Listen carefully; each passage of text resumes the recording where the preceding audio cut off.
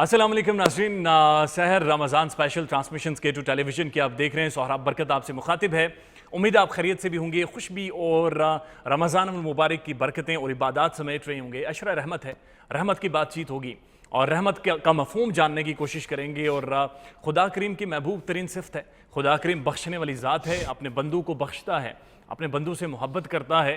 और खुदा करीम की हर सिफ़त, कोई ना कोई सिफ़त हर शख्स में कहीं ना कहीं पर मौजूद होती है। मेरे साथ मौजूद हैं रशीद अहमद मरवत साहब, एक रिलीजियस स्कॉलर हैं, साथ साथ जो जदीद उलूम हैं उनके साथ गहरी वाबस्तगी रखते हैं। उन सारे उलूम का तर्जमा करके, उन सारे उलूम को देखने के बाद, पढ़ने के बाद उनको सामने रखते हुए इस्लामी तालीमात के ऊपर बातचीत करते हैं। इंतहाई दिलचस्प शख्सियत के मालिक हैं रशीद साहब। अस्सलाम वालेकुम। वालेकुम सलाम व रहमतुल्लाहि व बरकातहू। अल्हम्दुलिल्लाह सोहराब ठीक ठाक हैं माशाल्लाह, रौनक आती जा रही है, मज़ीद जूं रमज़ान आगे चलते जा रहे हैं। अल्हम्दुलिल्लाह रहमत का अशरा है। तो हाँ, अरे जी, आप सबको भी खुशामदीद करते हो और आज डिटेल में तफसीलन समझने की कोशिश करते हैं कि असल में रहमत का मतलब क्या है। और खुदा करीम के हवाले से बहुत सारी तालीमात हमें ऐसी भी दी जाती हैं जहाँ पर हमें डराया जाता है, बहुत सारी ऐसी बातें और किस्से भी सुनाए जाते हैं।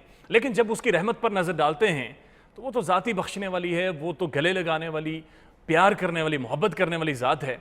रशीद अहमद साहब, रहमत के अशरे को और खुदा की रहमत को आपके किन अल्फाज में डिफाइन करेंगे? असल में सोहराब बरकत साहब, ये जो रहमत का जो लफ्ज़ है ना, अर्रहमान, अर्रहीम, अल्लाह रब्बुल इज़्ज़त के नाम में जो ये नाम है रहमत वाले, फॉर एग्ज़ाम्पल यानी अल्लाह रब्बुल इज़्ज़त ने जो रमज़ान मुबारक तो 3 अशरे हैं, लेकिन स्टार्ट में अल्लाह रब्बुल इज़्ज़त ने रहमत ही का अशरा रखा।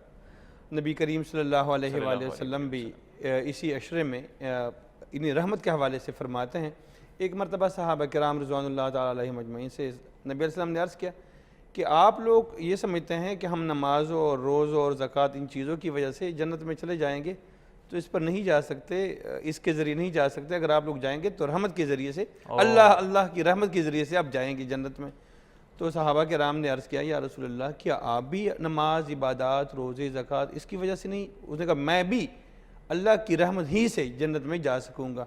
तो ये जो हम असल में मेन जो चीज़ है ना, अल्लाह की रहमत को समेटना, बार बार हम यही कहते हैं। और अल्लाह रब्बुल इज़्ज़त और नबी करीम सल्लल्लाहु अलैहि वसल्लम की जितनी भी तालीमात है उनकी मेन क्रक्स जो यही है, जो क्रक्स है वो कहते हैं अल्लाह की रहमत को समेटो, अल्लाह की रहमत को अपनी तरफ मुतवज्जे करो। जो भी अगर हमने दुनिया में कुछ करना है, जो इबादत करनी है, जो रोज़ा, ज़कात और जो चीज़ें अल्लाह की रहमत की वजह से हमने, जो अल्लाह रब्बुल इज़्ज़त फरमाते हैं ना, मैं इस महीने में रहमत के दरवाजे, बाबुर रहमा यानी रहमत के दरवाजे खोलता हूँ, रहमत के दरवाजे, जन्नत के दरवाजे खोलता हूँ। तो असल में ये रहमत जो है ना, मुख्तलिफ़ तरीक़ों से अल्लाह रब्बुल इज़्ज़त जो है ना अपने बंदों पे अपनी रहमत से नवाजता है। फॉर एग्ज़ाम्पल अल्लाह रब्बुल इज़्ज़त फरमाते हैं, ये अपनी अगर हम समाजी रवैयों की बात करें, एक मरतबा नबी करीम सल्लल्लाहु अलैहि वसल्लम ने इमाम हुसैन रज़ियल्लाहु ताला अन्हु और इमाम हसन रज़ियल्लाहु अन्हु उनको अपने गले लगाया और उनको प्यार किया और उठाया कंधे पे। तो एक सहाबी आए, उन्होंने अर्ज़ किया, या रसूलल्लाह, मेरे तो 10 बच्चे हैं, मैंने कभी किसी से इतना प्यार नहीं किया जितना आप जो है ना अपने नवासों से कर रहे हैं। नबी अलैहिस्सलाम ने फरमाया, जो यानी अपने जो ज़मीन वालों पर रहम नहीं करता, आसमान वाले उस पर रहम नहीं करते। तो यानी रहमत की बात करती, रहम की बात करती। नबी अलैहिस्सलाम रहमत की बात करते कि यानी आप ज़मीन वालों पर रहम करेंगे तो आसमान वाले आप पर रहम करेंगे। फॉर एग्ज़ाम्पल एक आयत जो अभी पहले भी अभी पिछले दिन भी तज़किरा कर रहे थे कि फॉर एग्ज़ाम्पल अल्लाह फरमा रहे हैं कि इन्नमल मोमिनून इख्वा फास्लिहू बैना अख़वैकुम वत्तक़ुल्लाह लअल्लकुम तुरहमून। बेशक तमाम मुसलमान जो हैं आपस में भाई भाई हैं और अपने भाइयों के दरमियान आप लोग सुलह किया करो, और जब सुलह करते हैं वत्तक़ुल्लाह, फिर अल्लाह से डरा करो, लअल्लकुम तुरहमून, ताकि तुम पर अल्लाह रहम करे।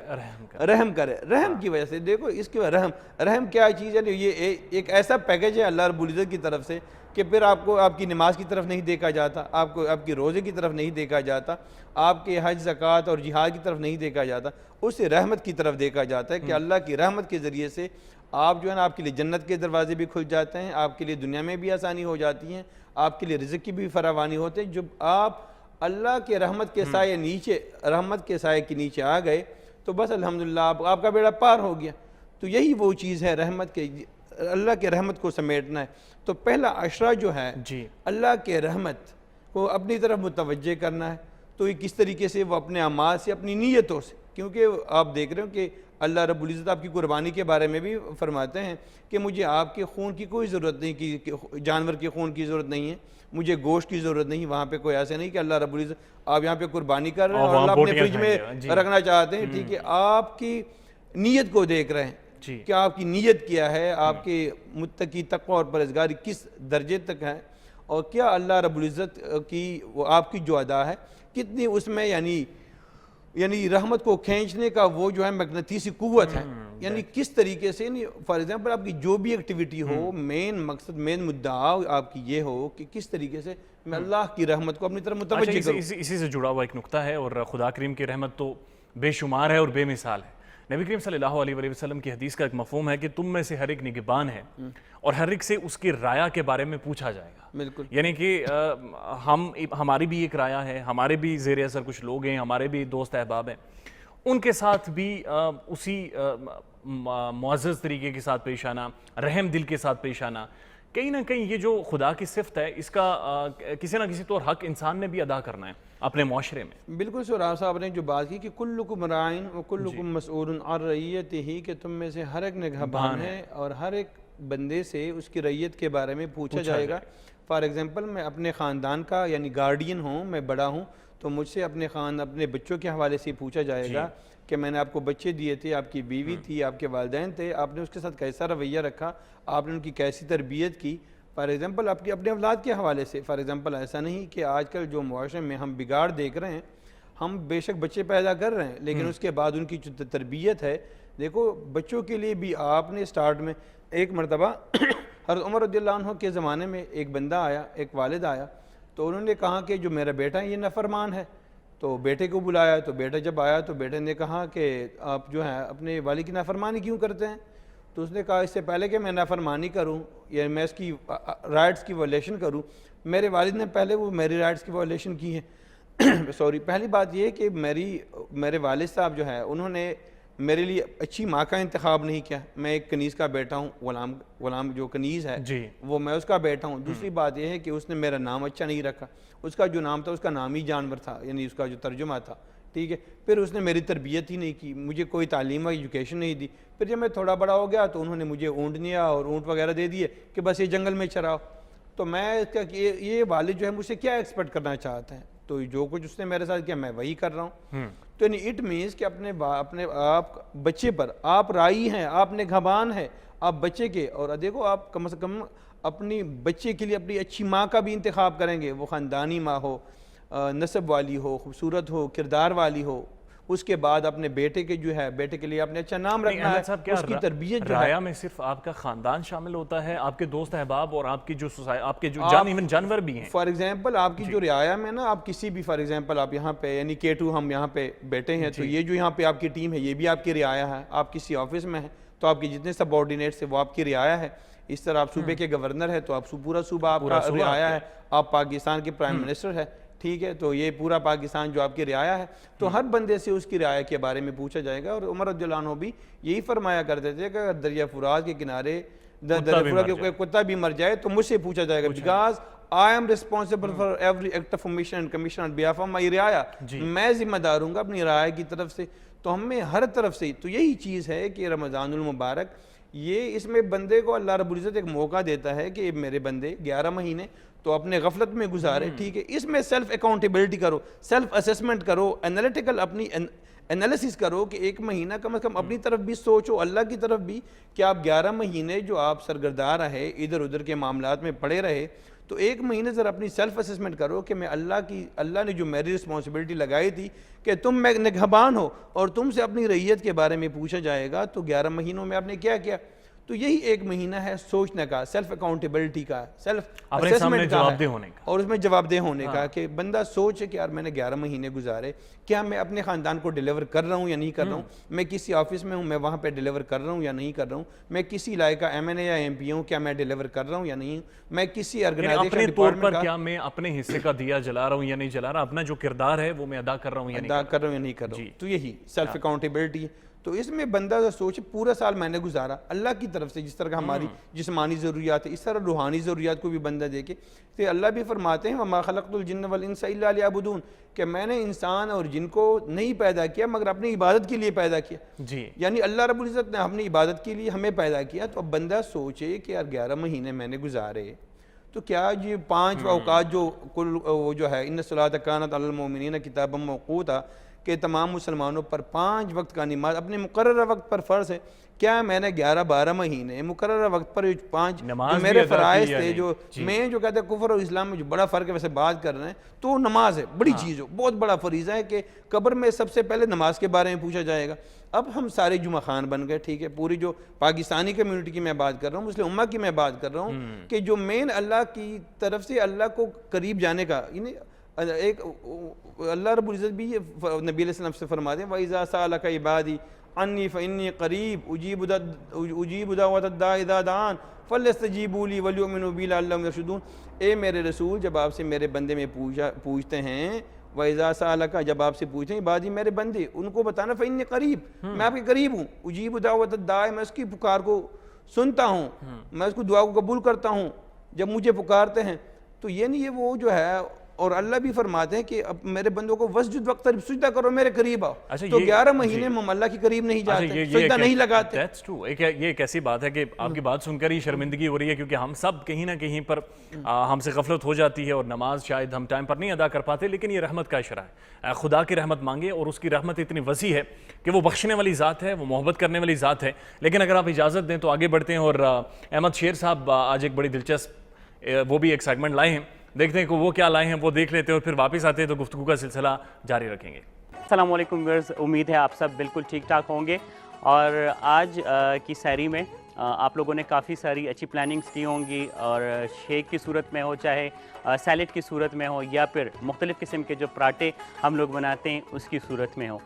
میں کبھی بھی پراٹھوں کے خلاف نہیں رہا، میں ہمیشہ کہتا ہوں کہ جو ہماری روایتی خوراکیں ہیں ان میں پراٹھے کی اگر بات کی جائے تو کیا ہی بات ہے۔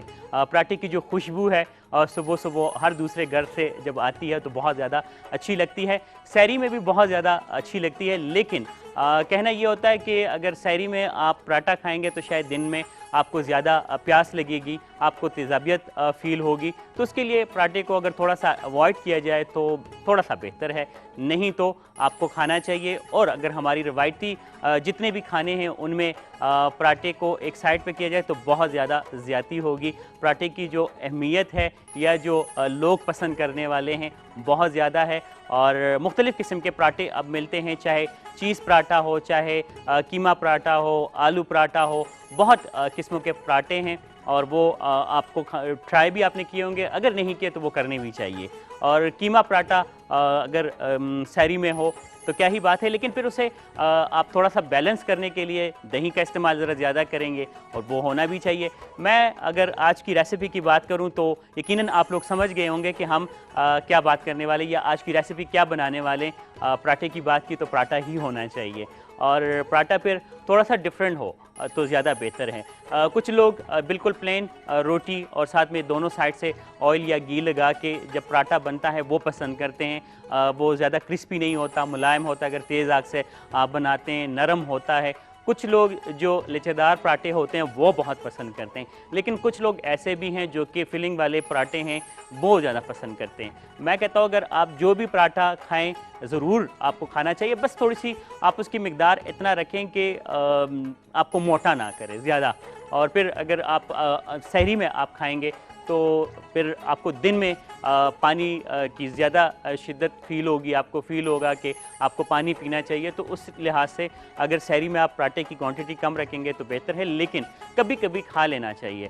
آج کی ریسیپی بھی پراٹھا قیمہ پراٹھا ہے، اور قیمہ پراٹھے کے لیے جو چیزیں چاہیے وہ آٹا چاہیے ہوگا گوندا ہوا، ایک پیڑا ایک پراٹھے کے لیے، اور اگر آپ نے ڈبل سائڈ کا بنانا ہے تو 2 چھوٹے چھوٹے پیڑے تقریباً یہ 50-50 گرام کے آپ لیں گے. اور قیمہ اگر تو سالن میں بچا ہوا ہے، رات کا بچا ہوا ہے تو بہتر ہے.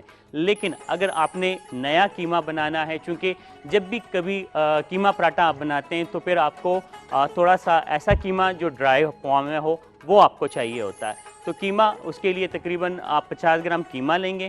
اس کے بعد آپ اس میں 1 پنچ ریڈ چلی پاؤڈر، 1 پنچ دھنیا پاؤڈر، 1 پنچ بلیک پیپر، 1 پنچ نمک اور 1 عدد سبز مرچ اور ساتھ میں 1 چھوٹا سا پیاز، آدھا ٹماٹر اور ½ ٹی اسپون آئل، یہ سب آپ نے ایک پین میں لینا ہے اور تھوڑا سا پانی شامل کرنا ہے. اچھے طریقے سے آپ پکائیں گے. پھر اس کے بعد جب آپ نے پراٹھا بنانا ہو تو ایک آپ پراٹھا بنا کے اس کے اوپر آپ نے اس کو اچھے طریقے سے پھیلا دینا ہے جو قیمہ آپ نے بنایا ہے، یا آپ کے پاس رات کا بچا ہوا کوئی بھی قیمہ ہے جو آپ نے افطاری میں بنایا تھا تو وہ بھی آپ استعمال کر سکتے ہیں. اگر اس میں آلو شامل ہے قیمے میں، کیونکہ عموماً ہم لوگ ایسا کرتے ہیں کہ قیمے کے ساتھ کسی نہ کسی کوئی نہ کوئی سبزی شامل ہوتی ہے، چاہے آلو ہو، چاہے شملہ مرچ ہو، مٹر ہو، مختلف قسم کی سبزیاں ہم قیمے میں ضرور شامل کرتے ہیں. تو وہ قیمہ آپ شامل اسے پراٹھا بھی بنا سکتے ہیں اور پھر اس پراٹھے کا جو ذائقہ ہوتا ہے وہ بھی مزے کا ہوتا ہے. جب آپ نے اچھے طریقے سے اس کے اوپر پھیلا دیا، دوسرا پراٹھا بھی آپ اس کے اوپر رکھ سکتے ہیں. لیکن اگر آپ چاہتے ہیں کہ جس طرح لچے دار پراٹھے ہوتے ہیں ویسے بنانا ہے تو پھر آپ اس کو فولڈ کریں گے اور فولڈ کرنے کے بعد پیڑا دوبارہ سے بنائیں گے. پھر آپ اس کو بیلیں گے، پھر آپ کو اس کو توے پہ 2 سے 3 منٹ کے لیے دونوں سائڈوں سے آپ سیکیں گے تو پراٹھا ریڈی ہوگا. اور پھر اس کے بعد جب قیمہ پراٹھا یا آلو پراٹھا کوئی بھی آپ کے پاس ہے تو اس کے ساتھ آپ دہی کا استعمال کریں. اور دہی میں نمک مت ڈالیے گا، سمپلی جو گھر کا بنا ہوا دہی ہے تو وہ اس کے ساتھ زیادہ فائدہ ناک ہو سکتا ہے اور بہتر بھی لگتا ہے. عموماً جب کبھی بھی برنچ میں یا لنچ میں ہم لوگ یا مارننگ میں پراٹھا کھاتے ہیں تو اس کے ساتھ انہی چیزوں کا استعمال رکھتے ہیں تاکہ وہ بیلنس ہو، آپ کو زیادہ پانی کی شدت محسوس نہ ہو. اس طرح یہ بھی ہو سکتا ہے کہ آپ لسی بے شک اگر آپ اس سمپل کھاتے ہیں یا چائے کے ساتھ کھاتے ہیں تو ٹھیک ہے، لیکن پھر آپ دہی کی لسی بنائیں سادی کچی والی اور وہ آپ ضرور پئیں تو بیلنس ہوگا. امید ہے آج کی ریسیپی آپ کو پسند آئی ہوگی. پھر آپ سے ملاقات ہوگی. اپنا بہت سارا خیال رکھیے گا، اپنی دعاؤں میں ہمیں یاد رکھیں. اللہ حافظ.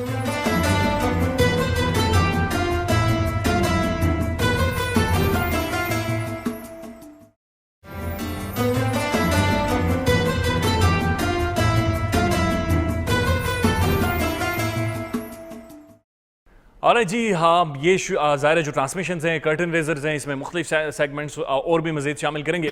لیکن رشید احمد صاحب میں چاہوں گا کہ آپ گفتگو کا سلسلہ جاری رکھیں اور آپ مجھے یہ بتائیں کہ اگر غفلت ہو جاتی ہے، ظاہر انسان خطا کا پتلا ہے، خطا ہوتی ہے، اور خدا کریم نے انسان کو پیدا کیا اور اس کا بنیادی مقصد یہ تھا، جہاں تک جس کا مفہوم جہاں تک میں سمجھ پایا ہوں، کہ اب سوچنے کی صلاحیت تمہیں دے دی ہے، اب اختیارات تمہیں دے دیے ہیں، اب دنیا یہ پلانٹ یہ سیارہ تمہارے لیے بنا دیا ہے، اب تم پر ہے، چاہے تو مجھے مان، چاہے تو مجھے نہ مانو، اختیارات دے دیے. بالکل سہراب برکت صاحب، اللہ رب العزت نے انسان کو جو عقل فہم شعور دے دیا ہے اس مقصد کے لیے، جو ہمارا دماغ ہے، جو ہمارا سر ہے، سب سے اوپر ٹاپ پہ رکھ دیا کہ اس سوچنے کا اور فہم کا، یعنی آپ کو میں نے اختیار دے دیا کہ یہ دنیا ہے اور میں نے اتنی ساری جو بھی فیسلٹیز ہیں میں نے آپ کے لیے پرووائڈ کر دی اس پلانٹ میں، اس سیارے میں. آپ دیکھ رہے ہیں یہاں پہ آکسیجن دیکھے، آپ پانی کی وہ دیکھے، فار ایگزامپل آپ کی سانس کا، آپ اپنا انٹرنلی بندہ اپنے آپ پہ سوچے کہ میرا ڈائجسٹو سسٹم ہے، میرا ریسپائریٹری سسٹم ہے، میرا جو ہے سرکولیٹری سسٹم ہے، میرا جو ہے نا برین کا جو سسٹم ہے، میرے ہارٹ کی جو پمپنگ ہے، کس طریقے سے میرا جسم کام کر رہا ہے. انسان اگر اپنے آپ پہ بھی سوچے تو اللہ کی وحدانیت کو وہ چیخیں مار دے گا کہ اللہ آپ کی کیا نظام ہے. بے شک وہ ڈاکٹر حضرات جو دیکھ رہے ہیں کہ کس طریقے سے اللہ رب العزت ایک منظم طریقے سے آپ کا جو انٹرنل سسٹم آپ کا جو چلا رہا ہے یہ سلسلہ، تو دیکھو صرف اور صرف آپ کو مین مقصد ہی یہی تھا کہ میرے بندے ایک مقرر وقت تک، میں نے یہاں پہ 50 سال 60 سال 70 سال کے لیے میں نے آپ کو دنیا میں بھیجا ہے، میں آپ کا امتحان لینا چاہتا ہوں. اور وہ امتحان کیا ہے؟ یعنی وہ امتحان یہی کہ بس میرے وہ جو رستہ جو اللہ اور رسول کا رستہ، اسی رستے پہ چلو، شیطان کی مت مانو. ایک عباد اللہ ہے اور ایک جو ہے عباد الشیطان، جو شیطان کے بندے مت بنو، اللہ کے بندے بن جاؤ. دیکھو دین جو ہے اسلام بہت آسان دین ہے، کوئی سختی نہیں، اور بہت یعنی اس میں فائدے ہی فائدے ہیں. تو جب وہ اللہ رب العزت وہ اسلام جو ہے پیس پروسپیرٹی اینڈ ٹرنکویلٹی کا مذہب ہے. ایک سوال جو اکثر شاید ہماری ڈیبیٹس میں نظر انداز ہو جاتا ہے، اگر عبادات ہی مقصد ہوتا، عبادات میں ساری شامل کر لیں، تو شاید فرشتے، جنات اور یا باقی جتنی مخلوقات ہیں وہ ہم سے زیادہ بہتر عبادات کر سکتی تھیں. پھر کیا وجہ تھی کہ ایک آپ نے ایک ایسا نیا ایک جینز اس دنیا میں پروڈیوس کیا، ایک ایسا نیا سل، ایک ایسی باڈی، ایک ایسا برین دنیا میں دیا اختیارات کے ساتھ، اور اس کے بعد اس سے کہا کہ چاہو تو مجھے مانو، چاہو تو نہ مانو. وہ چاہت، وہ درکار کیا تھی؟ وہ کون سی پہچان تھی جو خدا کریم کو درکار تھی کہ کوئی جائے اپنے اختیارات کا استعمال کرے اور انٹلیکچوئل بنیادوں پر مجھے جانے؟ بے شک یہ جو ہے نا، اللہ رب العزت نے ہر بندے کو اس کی مینٹلٹی کے مطابق، اس کی ذہنیت اور ان کی اپروچ اور ان کی جو ہے قابلیت کی بنیاد پہ، بے شک اللہ رب العزت ایک جو ہے جنگل میں، ایک بے شک رشید احمد جنگل میں ہے، اس نے کوئی پیغمبر بھی نہیں دیکھا، اس نے کوئی ہدایت کی کتاب بھی نہیں دیکھی، لیکن کم از کم اس کو اتنا فہم دیا ہوا ہے کہ بے شک آپ دیکھ رہے ہیں، یہ پہاڑ دیکھ رہے ہیں، یہ دریا دیکھ رہے ہیں، یہ درخت دیکھ رہے ہیں، زمین و آسمان، اور یہ جو ہے نا یہ لیل و نہار آپ دیکھ رہے ہیں، یہ دن اور رات کا، اور سورج کا نکلنا اور چاند کا نکلنا اور صبح اور شام کا آنا، تو کم از کم آپ کو اتنا ہونا چاہیے کہ کوئی ایک رب ہے جو اس پورے کائنات کو چلا رہا ہے. بے شک فار ایگزامپل ایک یہ چھوٹا سا ٹرانسمیشن ہے جو ہم یہ اسٹیج پر بیٹھے ہوئے ہیں، تو اس کے پیچھے بھی کئی لوگ کی جو خدمات، پروڈیوسر صاحب ہے، ڈائریکٹر صاحب ہیں، اور کوئی رائٹر ہے، کسی نے پورا جو ہے سب کو، جو MCR والے ہوں گے، یہ پوری وہ کر رہے ہوں گے. تو اتنی بڑی کائنات جو ہے نا، اس کا کوئی چلانے والا ہے، کوئی ایگزیکٹو باڈی ہے اس دنیا کی. تو کم از کم یہ ہر بندے پہ اللہ رب العزت نے رکھے، آپ نے مجھے ماننا ہوگا، نہیں مانو گے تو ایک جنت ہے، اور دوسرا جو ہے جہنم ہے، تو جہنم بھی بنایا. اور اللہ رب العزت آپ کی، بے شک آپ کسی سے پڑھے یا نہ پڑھے، ٹھیک ہے، آپ کا کوئی جو ہے مرشد، مسلم، مربی یا مرشد کو کوئی ہو یا نہ ہو، ہر بندے کو پتہ چلتا ہے کہ اللہ اس دنیا کا کائنات. اور وہ جو خدا کی رشید احمد صاحب پہچان ہے، وہ زبردستی کی بنیاد پر ہے، وہ کسی ریوارڈ کی بنیاد پر ہے کہ آگے جنت یا دوزخ ملے گی، یا پھر ایک علمی سطح پر کہ آپ پرائرٹیز میں خدا کریم کی ذات کو رکھ کر اپنی علمی سمجھ کو سامنے رکھتے ہوئے اس ذات کو پہچانیں اور اس کے سامنے جھکیں ایک علمی بنیاد کے اوپر؟ یہ تو ایک علمی بنیاد پہ. فار ایگزامپل اللہ رب ایک پاگل ہے تو اس سے کوئی سوال نہیں کہ ایک اللہ کو مانے یا نہ مانے، کوئی اس کے لیے عقل ہونا چاہیے، عاقل ہو، بالغ ہو. یعنی جتنا علم ہوگا اسی حساب سے آپ سے اللہ رب العزت پوچھیں گے. آپ پاگل ہیں، آپ دیوانے ہیں، آپ بہلول ہیں، تو آپ سے اللہ کیا پوچھیں گے؟ بے شک وہ تو ہے پہنچے ہوئے لوگ، ٹھیک ہے، وہ کچھ بھی کہے، اس کو کوئی یعنی اللہ رب العزت صاحب نے اپنی جتنی گٹس، کوالٹیز اور پوٹینشلٹیز دی ہے، جتنا عقل اور فہم دیا ہوا، تو آپ کے فہم کے مطابق آپ سے پوچھا جائے گا. اور یہی بات ہے، فار ایگزامپل اللہ رب العزت نے آپ کو جتنی صلاحیتیں دی ہے. فار ایگزامپل ایک بندہ ہے، میں کہتا ہوں یہاں پہ، یا میں کہتا ہوں جو گاؤں میں ویسے بیٹھے ہوتے ہیں، یعنی پنچایت ہوتے ہیں، جرگے والے ہوتے ہیں، بڑے ہوتے ہیں، حجروں والے، میں نے کہا اللہ، آپ لوگ کی جو زکوٰۃ ہے نا، بے شک آپ لوگ کے پاس مال و دولت نہیں، لیکن اللہ رب العزت نے آپ کو شعور دیا ہوا تھا، ٹھیک ہے. اور یہ نبی کریم صلی اللہ علیہ وسلم کی حدیث ہے کہ اللہ نے آپ کو شعور دیا ہوا تھا. اور یہ جو ہے ہمارے سہراب بھائی اور رشید احمد کے درمیان میں کوئی تنازع وغیرہ تھا، اور آپ میں وہ گٹس، کوالٹیز اور پوٹینشلٹی تھی کہ آپ ہم دونوں کے درمیان صلح کر سکتے تھے. تو آپ سے اللہ رب العزت پوچھے گا اس بارے میں شعور کا استعمال کیوں نہیں کیا، کہ آپ نے وہ شعور کا استعمال کیوں نہیں کیا. آپ نے دونوں کے درمیان، بے شک آپ کے پاس مال و دولت نہیں تھی، آپ کے پاس اور کوئی چیز نہیں تھی، لیکن اتنا کچھ تو تھا کہ آپ کے سامنے دو مسلمان بھائی، دو انسان لڑ رہے تھے، اور آپ ان کے درمیان صلح کر سکتے تھے، اور آپ میں وہ صلاحیت بھی تھی. تو آپ سے اسی صلاحیت کے بارے میں پوچھیں گے. یا آپ جو ہے ماشاءاللہ اتنی صلاحیت ہے کہ آپ پورے پاکستان کو چلا سکتے ہیں، اور آپ بیٹھے ہیں اپنے 2-3-4 بچوں کے لیے، تو پھر بھی آپ سے پوچھیں کہ اللہ، میں نے اپنی اتنی صلاحیت ہی دی ہوئی تھی. اور آپ جو کہتے ہیں وہ ہمارے پشتوں کا بھی شعر ہے نا، وہ خوشحال خان خٹک کا، چواہل خوڑل خورول کا مرد ہگا چی سڑے لروڑینا، یا میں گیدے یا فارا. یعنی مرد وہی ہے جو شکار کرے، خود بھی کھائے اور دوسروں کو بھی کھلائے، اور چیونٹی کی طرح، اور مگا ہم مجھا ہی بولتے ہیں اس کو، یعنی وہ صرف بل میں لے جانے کے لیے اپنے گھر کی فکر کرنا. یہ جو چیونٹی ہے وہ تو چیونٹی بھی کر سکتا ہے، وہ گھسیٹ کر صرف اپنے لیے. تو کم از کم اللہ رب العزت جتنی صلاحیت ہے آپ کو دی ہوتی ہے، تو اسی کے مطابق اللہ آپ سے پوچھیں گے. سر ایک کاؤنٹر سوال میں نہیں کہہ سکتا، میری اتنی جسارت نہیں ہے، لیکن ایک سوال جو یہاں سے جنم لیا ہے. آپ کہتے ہیں کہ جو پہچان درکار ہے خدا کریم کو، وہ انٹلیکچوئل بیسس پر ہے، وہ علمی سطح پر ہے، وہ شعوری سطح پر ہے. سوال تو سر سب سے ایک ہی ہے، من رب کا، تمہارا رب کون ہے؟ اور جب یہ سوال آتا ہے کہ تمہارا رب کون ہے، تو پھر وہ تو رشید احمد صاحب جو ماشاءاللہ ایک صاحب علم شخص ہیں، دنیاوی اور دینی اور سارے علم بھی رکھتے ہیں، اور ان سے بھی پوچھا جائے گا، اور مجھ جیسے سر ایک غفلت میں پڑے ہوئے شخص سے بھی پوچھا جائے گا، اس کا جواب کیا ہوگا وہ آپ سے جانیں گے. لیکن آپ کے لیے چائے بھی موجود ہے، چائے آپ کو پلاتے ہیں، اور ساتھ ساتھ نعت نبی کریم صلی اللہ علیہ وسلم کی تعریف میں کلام سن لیتے ہیں، اگر آپ اجازت. بالکل، سحری کا آواز ہے، ابھی چائے پی لیں گے، بعد میں ٹائم سوال بھی इसी से आगे शुरू करेंगे। एक नात सुन लेते हैं और वापस आते हैं तो रशीद अहमद के साथ गुफ्तगू का सिलसिला जारी रखेंगे। मेरे दिल में है याद मोहम्मद, मेरे दिल में है याद मोहम्मद, मेरे होठों पे ज़िक्रे मदीना,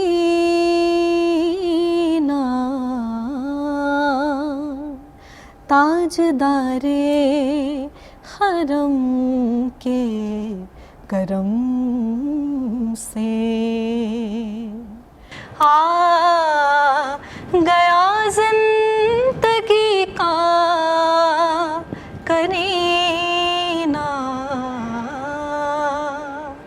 मेरे दिल में है याद मोहम्मद। मैं गुलामाने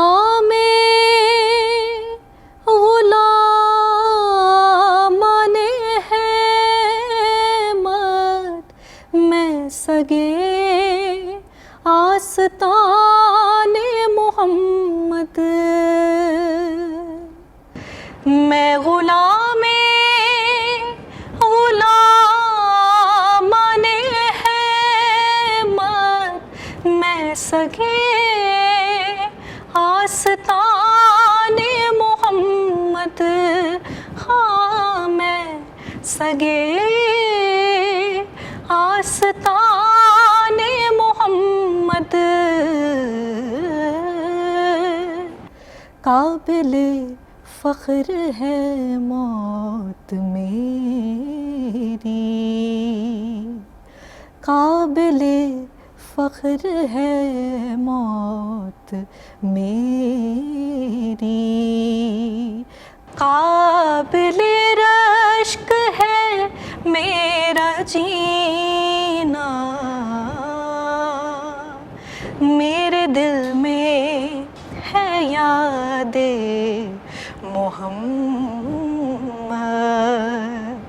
मुझको तूफ़ान की मौजों का क्या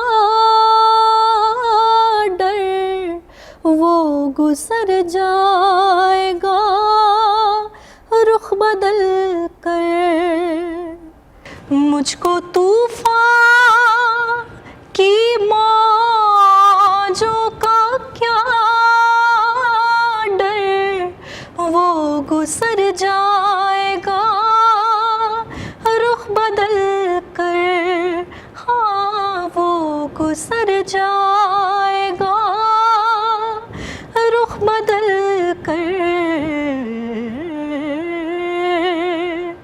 ना खुदा है मेरे जब मोहम्मद, ना खुदा है मेरे जब मोहम्मद, कैसे डूबेगा मेरा सफीना, मेरे दिल में है याद मोहम्मद। दिल शिकस्ता मेरा है तो क्या गम, इसमें बसते हैं शाहे दो आलम। दिल शिकस्ता मेरा है तो क्या गम, इसमें बसते हैं शाहे दो आलम।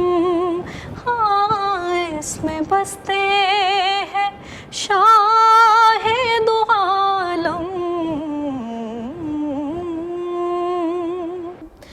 जब से मेहमान हुए हैं वो दिल में, جب سے مہمان ہوئے ہیں وہ دل میرا بن گیا ہے مدینہ، میرے دل میں ہے یاد محمد، میرے ہونٹوں پہ ذکر مدینہ،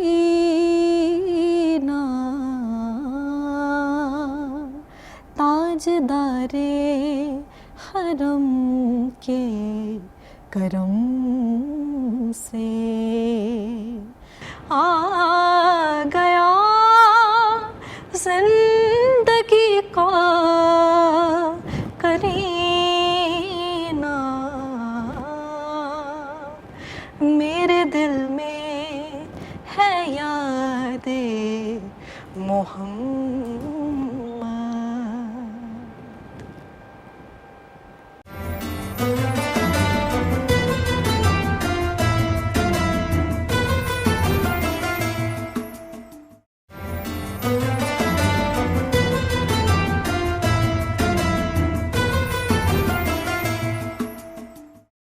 ارے جی، انتہائی خوبصورت کلام اور کانوں میں رس گھول دینے والا کلام، اور یقین کیجئے اس قدر خوبصورت آواز اور خوبصورت کلام کے جسم پر ایک عجیب سی کیفیت طاری ہو جاتی ہے۔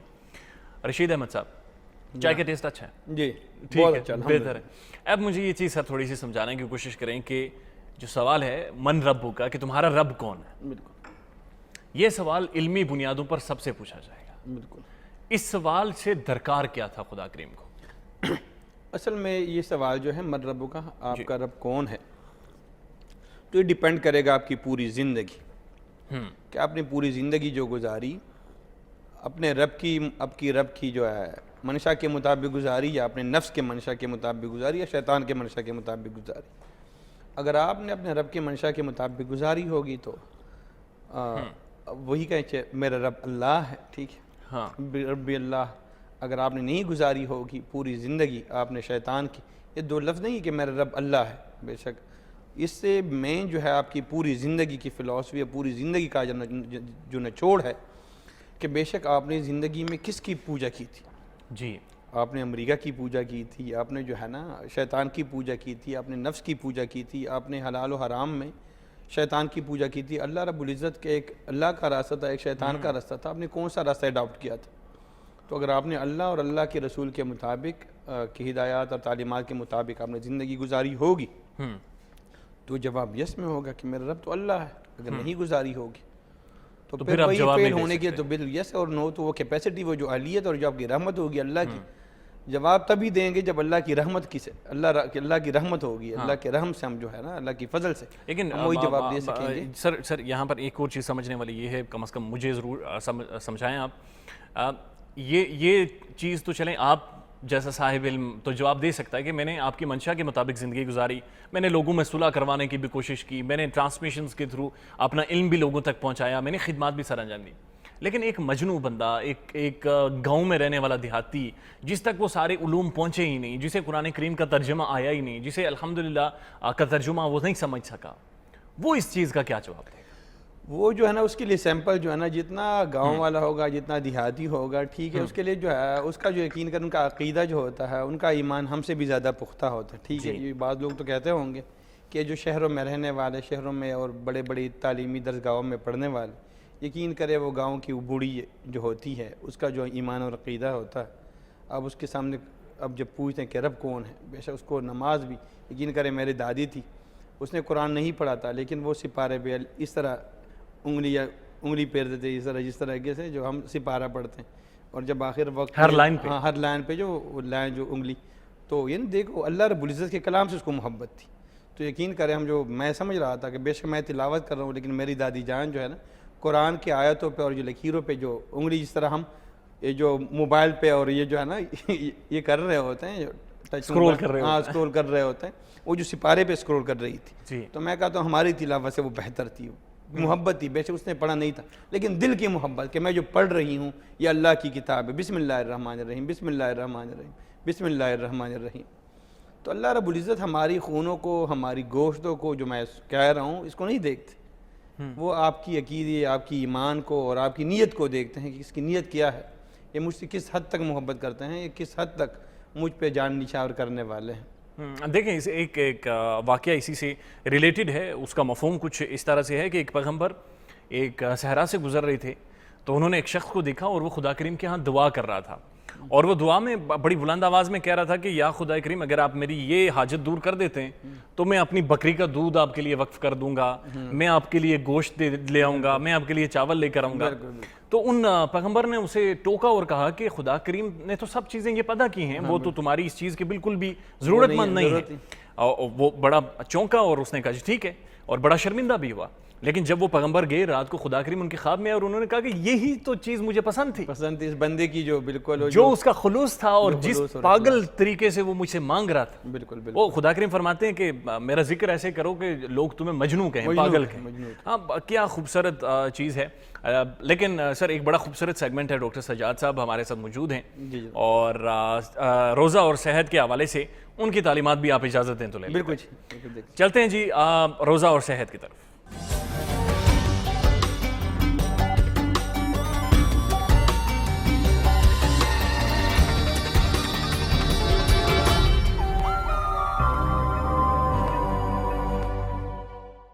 بسم اللہ الرحمن الرحیم. السلام علیکم معزز ناظرین, امید ہے آپ لوگ اپنی عبادات میں اچھی طرح مشغول ہوں گے اور اللہ کی خوشنودی کے لیے روزے رکھ رہے ہوں گے, اور کوشش کریں کہ نہ صرف خود بلکہ اپنے بچوں کو بھی اس کی ترغیب دیں. جن پہ روزے فرض ہیں وہ ضرور روزے رکھیں. اس سے آپ کی صحت جو ہے وہ بہت اچھی ہو جائے گی. 12 مہینوں میں سے جب ایک مہینہ یہ آتا ہے روزوں کا, تو اس میں جو ہے وہ اسٹامک کی جو ہے وہ ڈی ٹاکسیفیکیشن جو ہے وہ ہو جاتی ہے, اور اسٹامک پھر 11 مہینے بہت اچھا ورک کرتا ہے. خاص طور پر جن کو کانسٹیپیشن ہوتی ہے, السرز کے مسائل ہوتے ہیں اور گیسز پرابلم جو ہے وہ ہوتی ہے. لوگ گیسز کو جو ہے وہ کچھ نہیں سمجھتے, جس سے کہ بہت سارے مسائل جو ہے وہ پیدا ہو جاتے ہیں. تو آپ لوگ کوشش کریں کہ اگر خدا نہ خواستہ گیسز کا مسئلہ ہے تو آپ روزہ جو ہے وہ ضرور رکھیں. اس سے آپ کے معدے کے کافی سارے امراض جو ہے وہ ٹھیک ہو جاتے ہیں, کیونکہ اگر گیس بھی پیٹ میں بن رہی ہوتی ہے تو پھر بھی آپ لوگوں کا بعض دفعہ جو ہے بلڈ پریشر ریز کر جاتا ہے. یہ بھی ایک کاز ہوتی ہے بلڈ پریشر ریز ہونے کی, اور انسان کا دل نہیں چاہ رہا ہوتا کچھ بھی چیز جو ہے وہ کھانے کے لیے. تو کوشش کریں کہ اپنی ڈائٹ میں سحری اور افطاری میں جو ہے وہ آپ لوگ اگر فائبر ڈائٹ رکھیں گے تو آپ کا دن جو ہے وہ اچھا خوشگوار جو ہے وہ گزرے گا. روزہ رکھنے کا یہ نہیں مقصد کہ آپ سارے کام جو ہے وہ دنیا کے چھوڑ کے بس بیڈ پہ ریسٹ کرتے رہیں یا موبائلز کے ساتھ یا ٹیلی ویژن کے سامنے جو ہے وہ بیٹھے رہیں.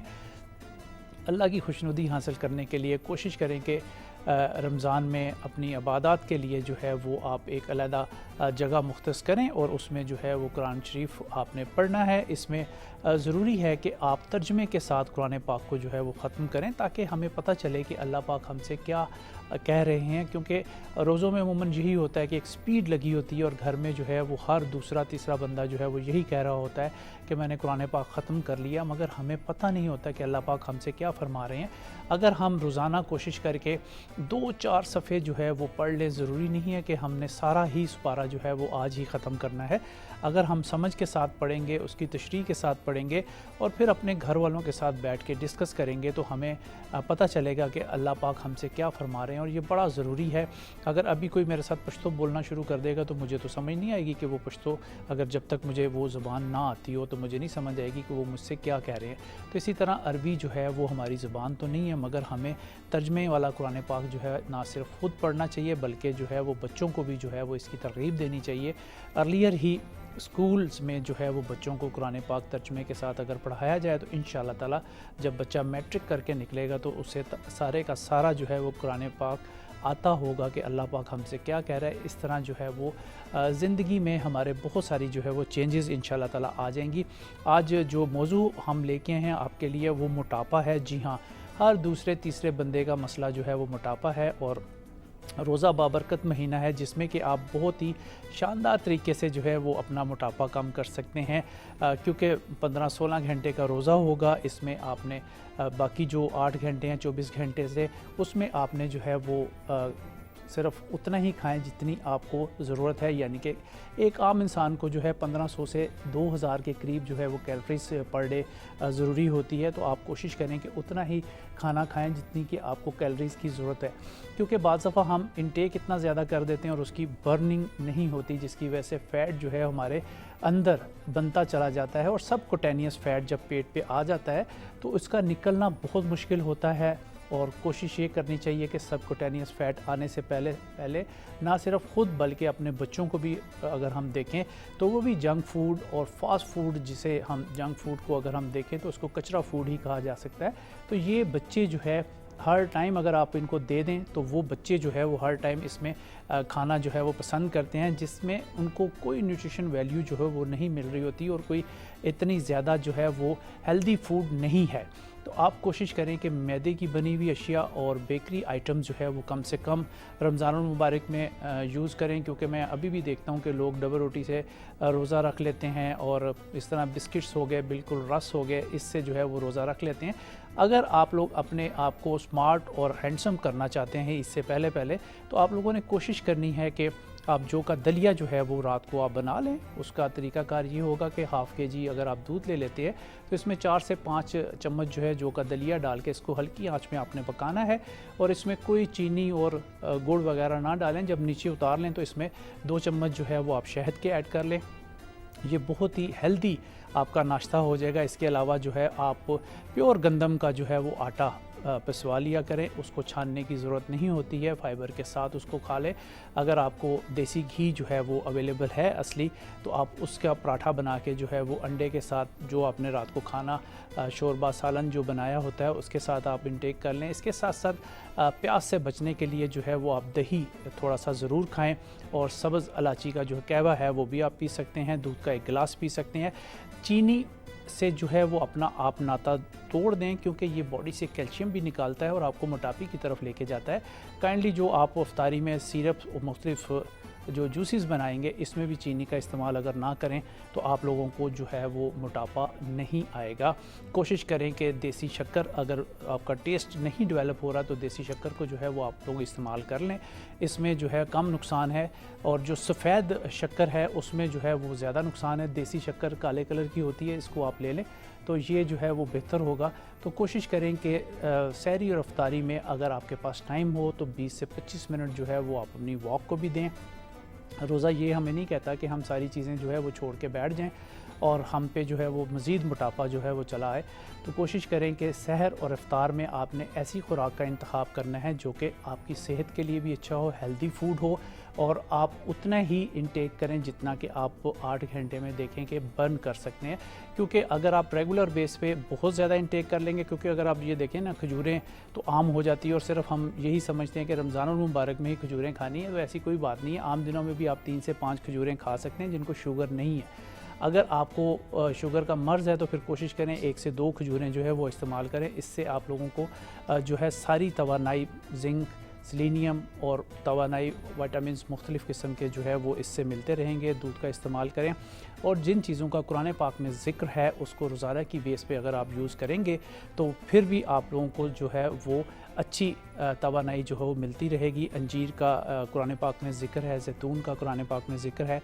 3 अंजीर जो है रात को पानी में भिगो देंगे, सुबह उसका पानी फेंक दें या उसी पानी में उसको शेक करके अगर आप पी लेंगे तो आपकी कॉन्स्टिपेशन और बवासीर का मर्ज़ जो है वो चला जाएगा और आपका पेट दिन ब दिन जो है वो कम होता चला जाएगा। इसके साथ साथ आप कोशिश करें कि नींबू पानी जो है वो भी आप सहर इफ्तार में यूज़ करें, ये भी आपके मोटापे को जो है वो कम करता है। नीम गर्म पानी का इस्तेमाल करें। ठंडे मशरूबात से आपने इज्तनाब करना है, क्योंकि कोरोना जो है वो चल रहा है और अभी हमें ये श्योर नहीं है कि ये कब तक जो है वो ख़त्म होगा। वैक्सीन इसकी जो है वो आप लोगों ने कोशिश करके जल्द अज जल्द जो है वो अगर आप लगवा लें तो आप इस मूजी मर्ज़ से जो है वो बच सकते हैं। और अपने मोटापे को आपने मद्देनज़र रखते हुए अपनी डाइट को जो है वो आपने प्लान करना है कि रोज़ों में आपने कौन कौन सी डाइट का इस्तेमाल करना है जो कि आपको मोटापा ना करे। क्योंकि अमूमन हम देखते हैं कि पकोड़े समोसे भी जो है वो हम बहुत तेज़ी से जो है वो खाते हैं, जिससे कि बहुत ज़्यादा जो है वो कैलोरीज़ हमें आ जाती हैं। तो इसलिए कोशिश करें कि ऐसी ऑयली चीज़ों से आप इज्तनाब कीजिए ताकि आपका मोटापा जो है वो रोज़ों में जो है वो कम हो जाए और फिर ईद पे जो है वो आपको मज़ा आए। آج کے لیے بس اتنا ہی. اپنے میزبان ڈاکٹر سجاد کو دیجیے اجازت. اللہ حافظ.